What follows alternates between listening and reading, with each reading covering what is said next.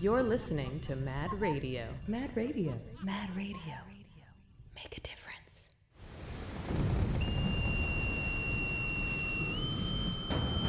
Quick, me lads! Hoist the rigging! Aye, Captain! Splice the main brace! Batten down the hatches! Aye, Captain! I'm going below deck to get the show started.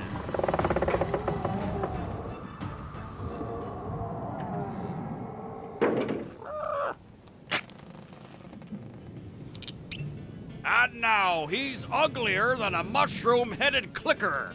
Let's hope he's the last of us. It's Mr. Fun Guy infected himself, Brandon McCarty. Well, thank you, Petey. Welcome in, all you scallywags, you swashbucklers, landlubbers, hornswogglers, and salty dogs to the Peg Leg Podcast, a show where we delve into the lives of fellow pirates and learn a bit more about the unsung heroes among us all. Arr!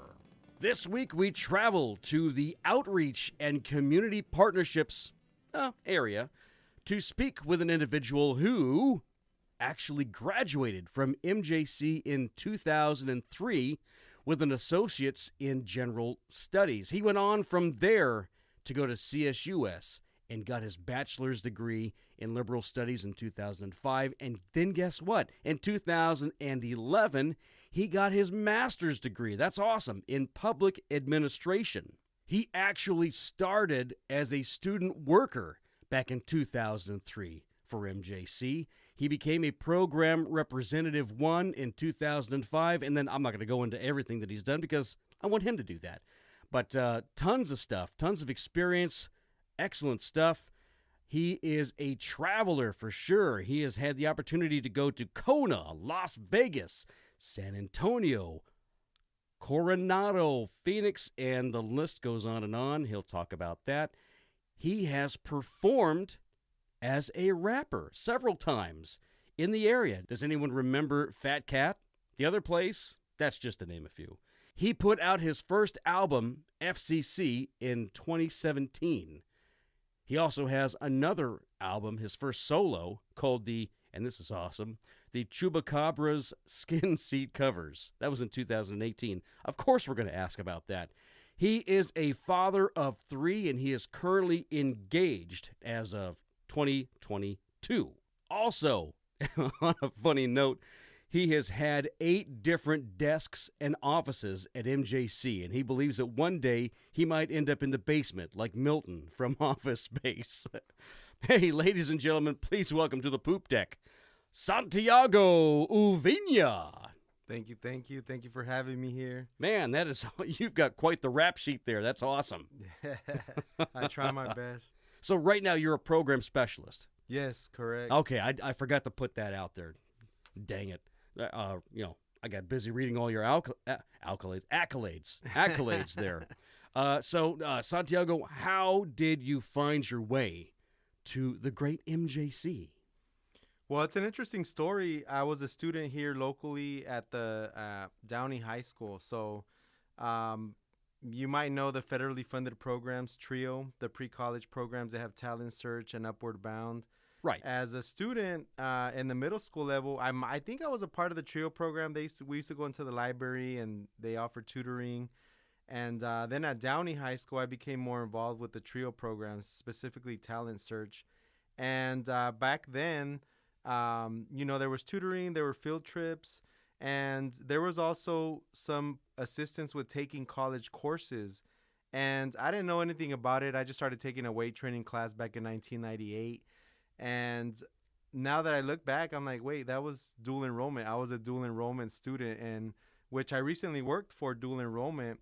However, back then I didn't think anything of it. I just thought, I'm taking this weight training class. I'm a sophomore or junior in high school. Was that even a thing back then, dual enrollment, or was it? Not that I recall. It was more through the TRIO programs that it was promoted. Back then, my program rep was Flerida Arias, and she was the rep at Downey High School, and she helped me get into the MJC as a student.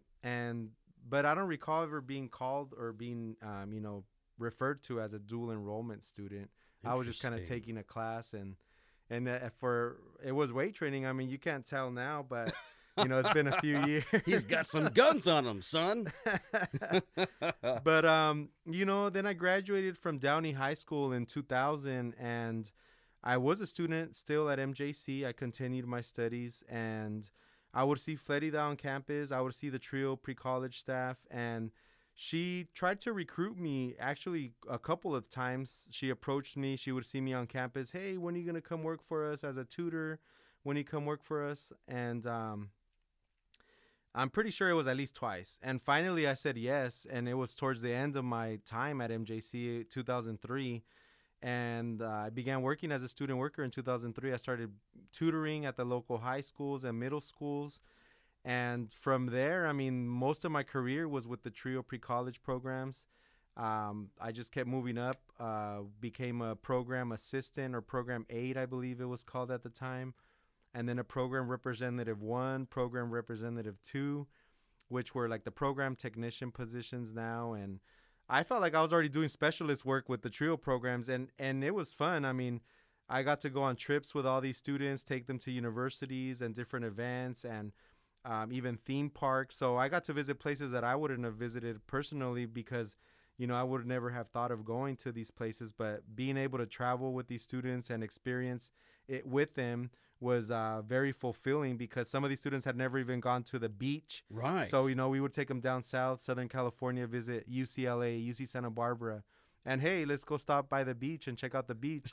And that's awesome. this was like Riverbank students, Patterson students, and Johansson, some Modesto and Siri students too. But a lot of those students had never seen the ocean. So it was nice to experience that with them. And also for myself, getting to go to these universities where I thought, man, maybe I should have came to this university after MJC. And I mean, I love Stan State, don't get me wrong. Right. But I mean, looking at Sonoma State or even some of these UC Santa Cruz, beautiful campuses. You're pretty much walking through the forest there in Santa Cruz. So it was a great experience. And I mean, 20 years later, after I became a student worker, here I am now, program specialist with the Outreach and Community Partnerships program. Right before that, I was with dual enrollment. And before that, I was with the Student Success and Support program, Triple SP. So the last few years, I've been doing more dual enrollment and now outreach work. So it's been keeping me busy. Dang. You know all the ins and outs for students, I guess, for anyone who's coming. I mean, literally anybody who's coming into the college scene. I mean, they need to talk to you. You've been there. You've done that.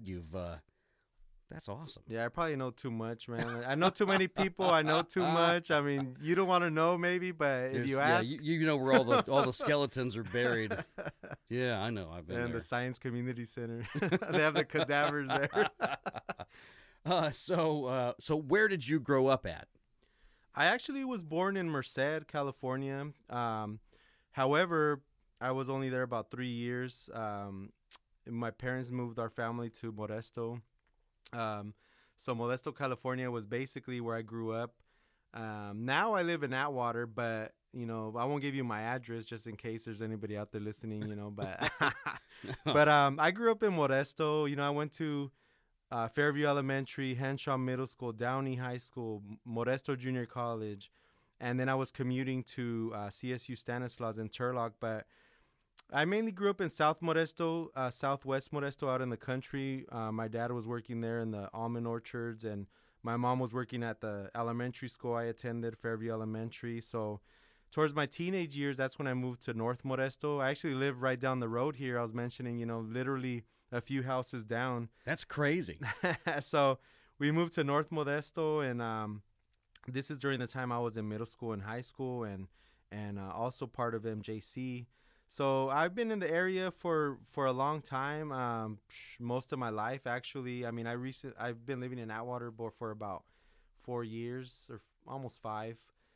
But, I'm 40 years old. So, I mean, most of my life was here in Modesto. And, that's where I'm proud. I'm proud to say 209, the area code. I don't know about Fresno. They changed it to 559, a few years back. But I'm proud to say 209, 209. Hey, what was the first job that you had? I want to say it was a weekend job. My dad was a truck driver, and he's retired since, but he was working at a company in Turlock, which I was working there washing the semi trucks and trailers on the weekends. So, I was making about $9.50 an hour, which back in those days in the '90s or early 2000s was not bad. I mean, for a couple of days on the weekend and getting some money like that was helpful. So I was out there washing the semis with power washer and getting dirty out there. So that was one of my first jobs. I've worked at AutoZone. I've worked at the State Theater actually here in Modesto. Shout out to Sam Piersdorf there. Yeah. Sam, who won't come on the show yet. Oh wow, Punk. Yeah, I mean, there might have been a few other jobs here and there, but most of them were, part time or just quick. I worked in the almonds one day, and after that, I thought, no, I'm going to continue my education. I know my parents worked in the fields, working in, different fruits, different nuts, and I mean, they got out of that, but it was hard work, and I tried it for a day as a teenager, and I said, you know what? I mean, I want to go into education instead and get a degree because I love manual labor, but not on a daily basis, Absolutely. Just the weekends. Yeah. What are some of your hobbies outside of work? So you mentioned in my intro, I love music and I also love art. I've been writing music songs since probably my early teens. I know I was about 11 years old when I would record myself with my cousin on a cassette. We were acting as DJs and playing music, so we would record Hot 104.7 or whatever radio station was out at the time, record those songs and then record ourselves as if we were DJing that music. So the love for music started at a young age, and I just began writing lyrics, writing songs. I really got into the rap music, and hip hop and graffiti. And so that's where the art piece comes as well. The part of the creative part of my life is creating music through rap lyrics or even instrumentals or beats, and writing songs and lyrics. Just creating art in sketch pads as well, just drawing, doodling, and notebooks. And another passion that I have, I mean, some people say it's a hobby, but they might, say, oh, well, that, I don't know, but craft beer. No, that is a hobby. In fact, we're having one right now. Yeah.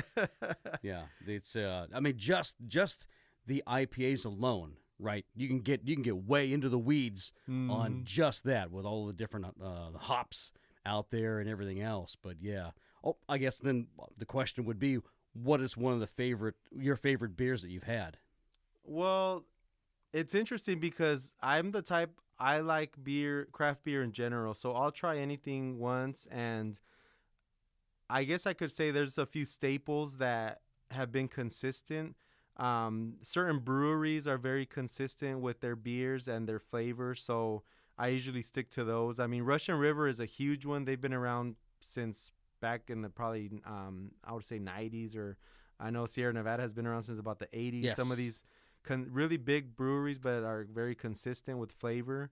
My favorite style of beer is IPAs, and I've actually brewed a couple of my beers back in probably the early to mid 2000s. I brewed a single IPA with guava and a double IPA with pineapple. Ooh. And I was pretty surprised. I thought, man, this actually tastes like beer. So I was proud, and I haven't brewed ever since. It's been quite a while, but I want to get back into it, and it's a fun hobby, right? And it's nice. It takes time, to brew the beer. So obviously, you'll have a few beers while you're brewing, and it takes about a month for the whole process. If you're making at least a gallon of beer. Not a gallon. How much is it? A 5 gallon. I'm thinking of the buckets, like a bucket size. It's about 5 gallons, right? And then you got enough to just give out to basically everybody. Hey, try this, right?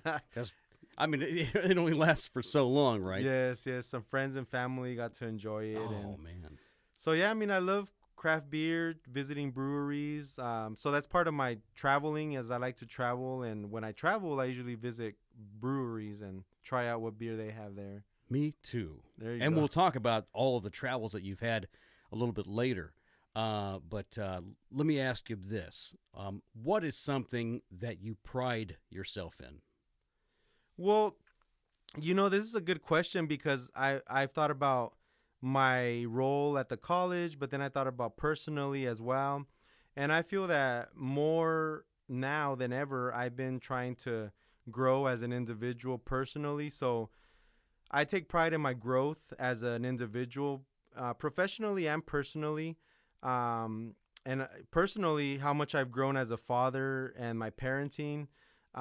Because, I had my own parents and I saw the way other people parent, and it made me think of, well, how can I parent? And I didn't have the best start off the bat, but, I'm growing still in that area, and I feel proud to say that I'm a father of 3 kids, and I'm trying my best, And another thing is that I'm proud of, or that I take pride in, is how personable I am. I always enjoy being on campus, being off campus, being, in my personal life, wherever I'm at, that I'm able to talk to people and just, I might be at a brewery and I'll be sitting next to a stranger, but then at the end of the day, we're talking it up and, we become friends for the day in a way. Right, yeah. Or maybe I'll take away go away with their Instagram or something. We'll keep in touch somehow. But, I always take pride in, my sense of humor, and also my math skills. Math. Mm-hmm. Well, you lost me there. Yeah, some people are surprised. They're like, what's this times this? And I'll answer it, and then the other person is still looking on their calculator. I'm like, I already gave the answer. Like, why do you have to check your calculator still? It's like, that has passed already. Like, I have the right answer in my head. Man. So are we talking like trig and stuff like that as well, or? Well, I mean, in college, I took pre-cal. That was the highest I took in college, was pre-calculus, and I got a C. But I'm talking more just quick math, whether it be addition, subtraction, multiplication, something you need to figure out really quickly. But Just your everyday stuff. yeah, basically. but I try not to use my calculator. I try to do it all in my head just to, test myself and challenge myself. Hey. And on a side note, you had mentioned something earlier about being personable. Do you remember, and I'm sure that you do, we sat next to each other on a bus to the great classified staff retreat. That's right, and we had to talk about each other. So I was interviewing you years ago, and you were interviewing me, so that we could talk to the group about, here is so and so, and they like to, blah blah blah, whatever it was. Oh wow, that's crazy. Yes. I had forgotten about that. Oh, I remember didn't. Luke though. Oh, Remember? yes. That was a fun retreat there, but yeah, that was fun. I had forgotten about who, when, and who. I mean, That was a long time ago. yeah. I just figured I'd throw that out there. No, wow, that's great. That's a great memory. Yeah. What would you say motivates you? Well, I mentioned my kids. That motivates me to be myself. I've seen that. Hey, by being myself, they get to see that you can be an individual. You can be who you are. Be authentic. And I actually, when I'm with my kids, I hadn't seen myself in my son until a few years ago. He's already 8, but a few years ago he was acting silly, and my fiance said, who that reminds me of, right? And I thought about it. I was like, wow, that's me. And it's just nice to embrace that and to appreciate that, because I feel sometimes silly behavior isn't embraced, or it's, oh, you're in a professional setting, or you're already an adult. And that's why I've always, seen you in your costumes. I thought, man, this guy's interesting. This guy's weird. He's I- got a screw loose somewhere. Yeah, but then I'm like, well, it's okay to be weird. I mean, it's okay to be yourself, be authentic. I mean, you bring joy to other people at times as well, when even though you might be struggling, you're still bringing joy and making other people smile. And And that's important, I think. And I see my kids and how they help me be myself and to do things for myself, to show them that they can be themselves and embrace their uniqueness, because everybody's unique, everybody's their own person. And yeah, it's tough, dealing with different personalities and different people, but hey, what can you do? Everybody's different, and everybody approaches things or life even differently, different perspectives. Music also motivates me. That's where I've been able to create and express myself. So, making music, writing lyrics, most of the time the songs are more personal about, things that I've gone through. Or, I mean, sometimes you'll have to throw in that braggadocious, that, boasting and bragging piece. But for the most part, it could be relatable. So if I throw down some beatboxing, can you give me a Oh, you couple of beatbox now? No, I I don't. I mean, I don't mind. I mean, I figured if I start talking about rap, I might be called out. I'll have to freestyle or something at some point. So, well, we'll see. We'll see. Maybe we'll get into that a little bit later. Yeah, and I mean, nature motivates me because it motivates me to be curious and to explore and to be open-minded and to see things in a different perspective. So I love nature. I love the outdoors. Seeing different scenery out there in the world. And my fiance motivates me as well to be myself and embrace who I am. So that's been very helpful to have that support of, hey, like, you are who you are. And, you might come across a certain way to some people, but as long as you're being authentic, you can't do anything else but be yourself. And that's where I'm at this point, is just, being myself. And that's what motivates me, is like, hey, I can come to work or I can go here or there and just be my authentic self. And I'm still working on it. I'm still growing, but I'm trying to be better about not being so private and so held back, with who I am. Isn't it interesting that, I think that age probably just brings that out. Is that you finally get used to who you are, as a person, and then you can share your perspectives and even your personality with others. And yeah, I that's great. That's great. It's a good point. What do you like about the MJC community as a whole? I mean, this was a good question as well that I thought about, and I wanted to make sure I looked at, okay, what do I see at MJC? I've been there for about 20 years. I do appreciate that a lot of the MJC staff or instruction or administration, they have some connection with the college, whether it be they attended MJC or a relative attended MJC. And seeing that, I think about, hey, well, maybe, the community can see that as well and say, hey, this is the community college. This is for me. It's encouraging and welcoming to those that are in the area that, hey, this is our local college, take pride in it. And just seeing that, for the most part, I mean, I know a lot of individuals that went to MJC as students and are now working there. So it's nice to see that they came back and are giving back to that community that they grew up in or they lived at. Awesome. I always love to hear those stories too, when people have gone and then they come back in order to like you said, to give back in those ways. Just and I think that's really what I like about it too, is that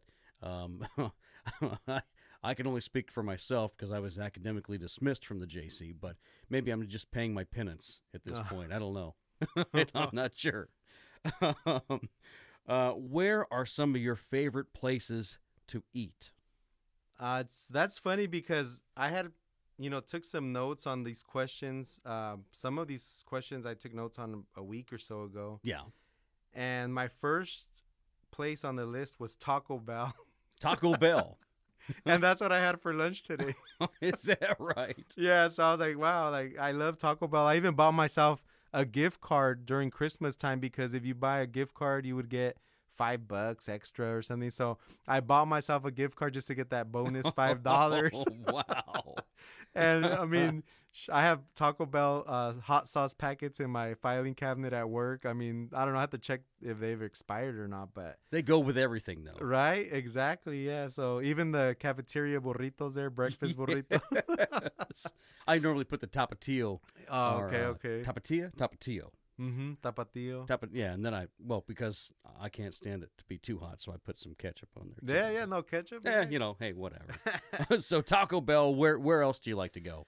Well, recently, we've been going to Agave Azul in Houston. It's a Mexican restaurant, but I mean, I don't know. The flavors are so good. They have a full bar, so really good deals, but really good food. I mean, I'm used to the taco truck burritos and all that, but you go there and have shrimp empanadas or what they call carne en su jugo, which is like beef with a broth in a way.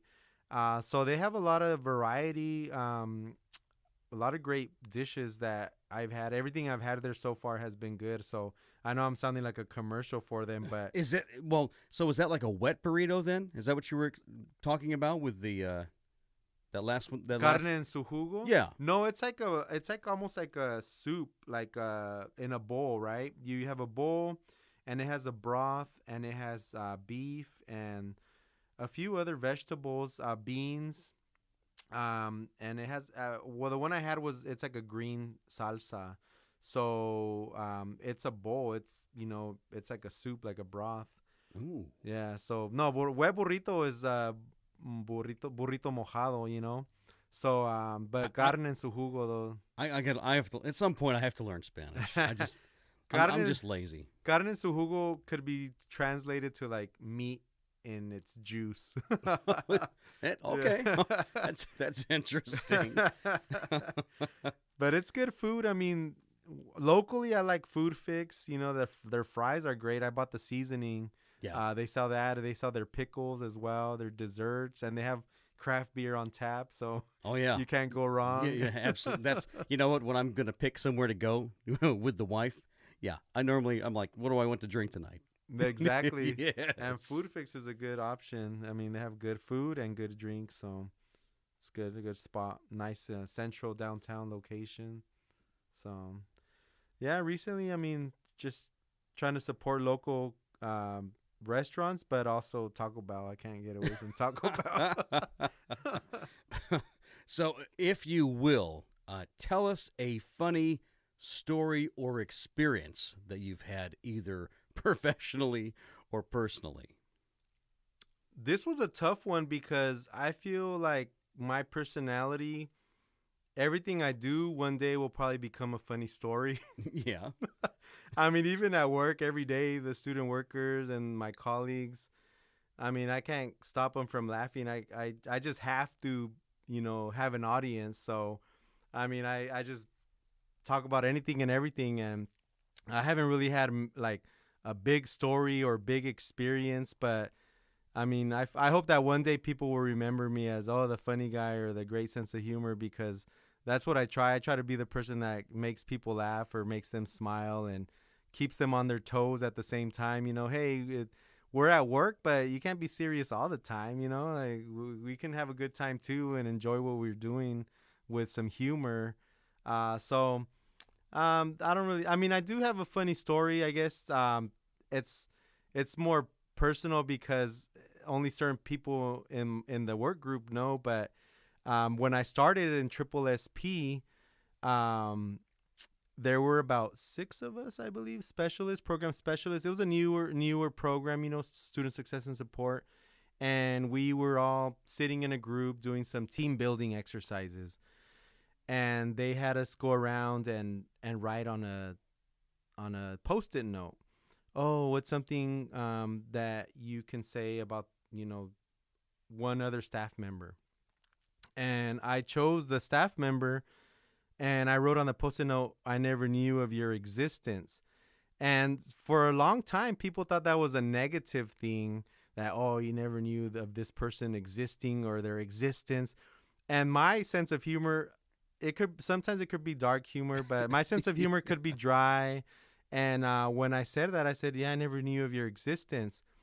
And everybody was like, "Well, it was supposed to be something positive." Well, that is positive because now I know this person exists, and that's great, that this person exists. Like, And I wasn't even trying to spin it. That's just where my mind was at. Is Right, I was thinking about right. it positively, but everybody else was like, "Wow, that sounds negative. You didn't know this person existed."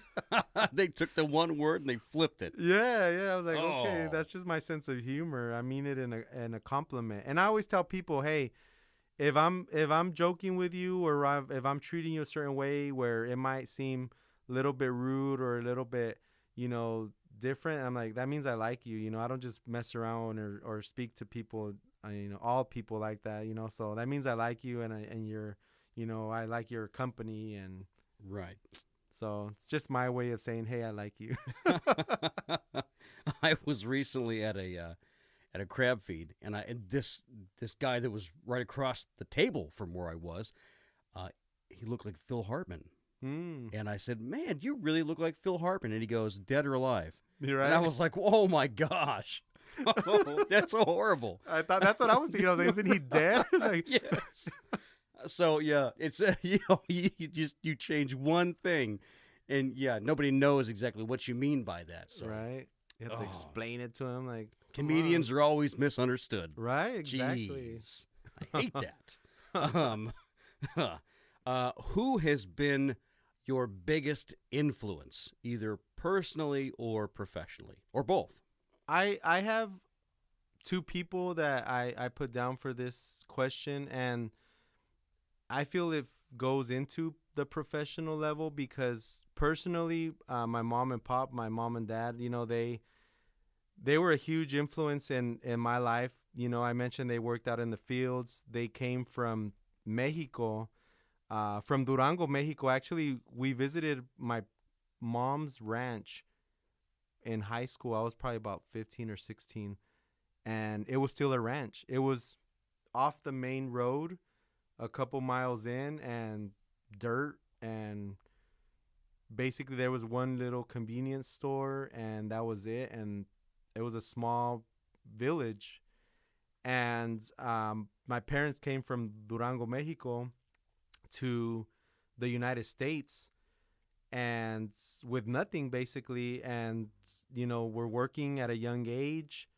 My dad talks about working, even in Mexico at 11 or 12, and working in the cotton fields out there, and like I mentioned, we used to live on an almond ranch here in Modesto. So he moved up in positions through the almond orchard work, but my mom was working as a teacher's aide at Fairview Elementary, and other teachers that were there at the school would say, hey, you should go to school and become a teacher. And she would hear them out, and eventually she went back to school. She went to MJC as well in the 90s. She was already in her 30s, I believe, and she already had my sisters and I, two sisters and myself, so 3 kids. And she went back to MJC, transferred to Stan State, graduated in 1998. So I was about a sophomore when she graduated from Stanislaus State with her liberal studies degree. And they took her in soon after in Newman. She started teaching, and has been teaching ever since 1998. And she's retiring this year. So almost 30 years, about 25 years or so. No, wait, my math. See, look at my math is wrong. 35 years. Mr. Math here. 35 years that she's been teaching. Your math was right.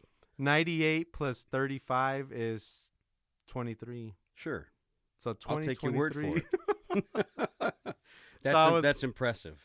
Wow. Yeah, so she's been teaching. My dad was a truck driver also for about 15, 20 years. He was a truck driver and retired a few years back. So the hard work and the dedication inspired me. I know I went to college also because my mom went to college, and I know Napoleon Dynamite, your mom went to college. And I think about ever since I saw that movie, I'm like, well, my mom did go to college. So, that joke, does pertain to me. But she went to college, and I thought, hey, well, after high school, I should go to college, and maybe I should be a teacher. So I went to school for teaching. At MJC, they didn't have liberal studies at the time. I thought they did, so I was taking all these courses, And then I see my degree, it says general studies. I'm like, oh, okay. So I got a degree in general studies and then transferred to Stan State and got my liberal studies degree. And yeah, just knowing that my mom went to college and did it at a later age, later time in her life and with kids. And I thought, well, why not do it? I don't have kids. I'm still young, and start getting it out of the way. And here I am now with a master's degree. I mean, I've thought about going back to school. I just love to learn. I love to be in the classroom. I know sometimes I'm doodling or writing songs in the classroom, but I'm listening also to the instructor. So I love to learn. I love to be in a learning environment. So my parents, after all that explanation, my parents, were the biggest influence in Right. and showing me what hard work is, and respect as well. I feel respect is huge. I always heard, oh, you hear respect even the janitor, say hi to the janitor, or, greet everybody. And I see that how that has helped me in life is being kind and respectful to everyone, because you never know when you might need something, and then it's the custodian that holds the key to open that door, or the campus safety guy that opens your door after you lock your key in your car twice or jump starts your car because you left your lights on in the parking lot. So I've always cherished the respect that my parents instilled in me, right, and also the hard work and work ethic that they instilled in me, and that they showed as an example. They had that example for me. Did you have a professional one too, or was it? No, I mean, professionally, I did have some influence.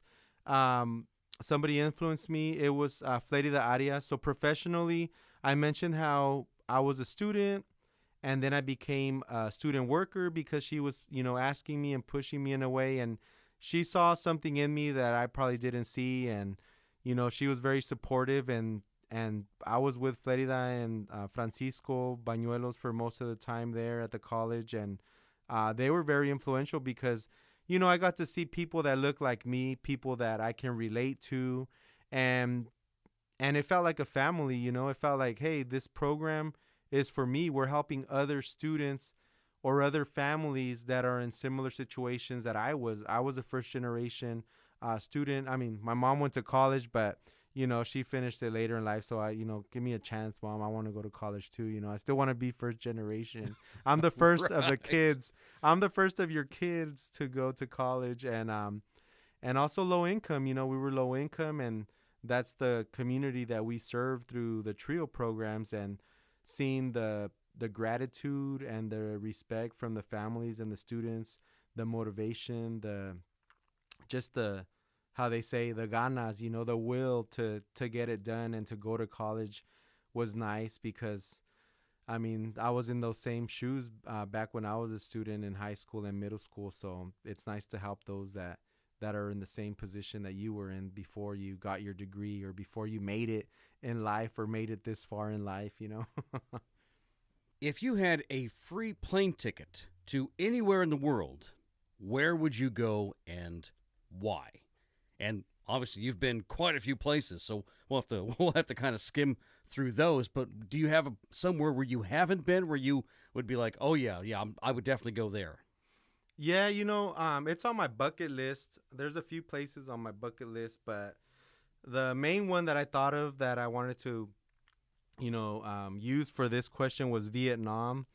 I know there's some history out there because of the Vietnam War, but just seeing all the the pictures of the mountains, the greenery, the scenery, the ocean water, it was just breathtaking. So I want to go out there one day and visit and just explore. I mean, there are a lot of places I would like to go to, but Vietnam has always been at the top of the list. Just, it seems so serene, like the greenery, everything looks nice out there, looks very calm, and maybe one day I'll get to go. It's on my bucket list, so try to make it happen. So of all these other places that you've been, and holy moly, there's quite a few. I didn't even mention I guess Long Beach was on there, Monterey. But so of where you have gone, what have you enjoyed the most out of these places? Coronado and Kona and all these places. Well, it's interesting that you mentioned these places. You mentioned them in the introduction, and I don't know if you mentioned, but I got to go to all these places while working at MJC through that's MJC. right. Yes. San Antonio, Phoenix, Kona, Coronado was a nice little. I don't think it's an island. It might be a peninsula, but it's almost an island. There's a bridge you have to go on to get there, but. I mean, I had the opportunity to visit all these places through MJC, mostly through the trio programs because of conferences and events. But I mean, Hawaii has been nice. I love Hawaii. I've been back twice now to Maui and Honolulu. Kona was nice as well, but I really enjoyed Maui. I got to go with my kids and my fiance and her son. So it was a great experience. There were so many beaches to choose from, so much food, good food. Everything was so calm. So actually with this question that the free plane ticket, I was going to say Hawaii, but I was like, I've been there. Right. I do want to go to Kauai because of the Jurassic Park filming and all that was done there. So I just love nature. I love the outdoors, and I want to be out there, I want to be one with nature. So, so what you're saying is if I join Trio tomorrow, there's a really good chance that I'm going to do some traveling. Definitely. I believe they just went to Hawaii recently. Sign me up. That's it. They might have gone recently to Hawaii for a conference. Ooh. So, yeah, there's a lot of traveling. And you get to go on the trips with the students. So, we went to not Great America, Six Flags. Yeah. We've been to the Santa Cruz Beach Boardwalk. So you get to go to theme parks and just some great opportunities that, like I said, I wouldn't have gone on my own. And I got the opportunity to go with these students and show them these places and these events as well that they probably wouldn't have gone to before, If you had only 3 albums that you could listen to for the rest of your life, which 3 albums would it be and why? Perfect. No, I mean, I love music, as I mentioned, and this was a tough one. So I listen to a lot of genres of music, mainly rap. I don't listen too much to country music, but I thought, okay, how can I balance this out where I'll have, something from a different, each album is from a different genre. So I like it already. Yeah. So the first one that I can't live without is Wu-Tang Clan. Wu-Tang Forever, the double CD album, where they came out with Triumph. That was pretty much the song that catapulted them into the mainstream music. They had a music video and everybody was in awe of, wow, there's nine rappers in Wu-Tang Clan and they're all on the song. And so Wu-Tang Clan, Wu-Tang Forever for sure. That was the first one I thought of. And Al Green, I mean, I've been listening to Al Green since I was in high school. So I put Al Green's greatest hits. I used to have Al Green's greatest hits, and I might have given it to an old girlfriend or something back then in high school. So I was like, man, I should have kept it. But now with digital media, you can listen to it anytime. But right, I still collect CDs and records, so I still have a lot of CDs and a lot of records. But Al Green's greatest hits, just when you're feeling, romantic or just something nice and cool to listen to. The third one, I was like, well, I want to make sure I have something with Spanish music. I love corridos, and so I chose Los Originales de San Juan. They have an album titled 16 Éxitos, which is like 16 hits. And so it was a good culmination of some of their songs, some of their corridos, and I figured, I'll listen to them. I like their music. So if I could only listen to 3 albums, it's Wu-Tang Clan, Wu-Tang Forever, Al Green's Greatest Hits, and Los Originales de San Juan, 16 Éxitos. Nice. I think you pretty much ran the gamut of different things. I like it. That's awesome. That's awesome. I'm glad that you actually said albums as well. Mm-hmm. That's awesome. Yes. So, do you have any parting words of encouragement for us? I mentioned in one of my previous answers about how I've grown and I'm still growing, and part of that growth I've seen has come through being myself and being real, being authentic, being transparent. And I feel that people do embrace that. They say, oh, this person is telling me the real deal, he's having this issue, or he needs this, or hey, let's change this, or let's fix this. And for me, it's be real, be yourself, and speak up for yourself. And if nobody listens, speak to the next person, and hopefully somebody will listen. But for me, it's just being authentic and being yourself, being transparent. And for me, also not being as private. I feel that I would always disconnect, from my personal life and my work life. And they do say, oh, you shouldn't take your work life home. But what about your personal life to work, and yourself, bringing yourself to work and who you really are to work? Because being real is not only for yourself, but for others to see that, you're being who you want to be and who you are, and there's nothing to hide. Absolutely. That's what I've tried to do my whole existence at the college. People are like, he's a nut job. Well, it's probably true. And that's okay. That's okay. Santiago, thank you so much for coming onto the show and giving us a window into your personal life, as well as your thoughts on the college. And I really appreciate you being here. Thank you. Yes. Thank you for having me. Well, the winds are picking up and the barnacles are collecting on the bow. Time for us to set sail, me hearties. This episode was brought to you by Smokey and the Bandit. Produced by Numero Uno. Edited by my life partner and good friend, Patchy the Parrot. And music by Rowdy Roddy's Pipers. Hey, we are going to be expanding the family soon enough. YCCD will be included in all of the interviews that you hear on here, so get ready for that. Thank you for all of the support. I appreciate it. It has been such an adventure so far. And remember, as always, keep your booty close and your sword sharp, lest you find yourself swabbing the deck on the bottom of Davy Jones's locker. Until we meet again.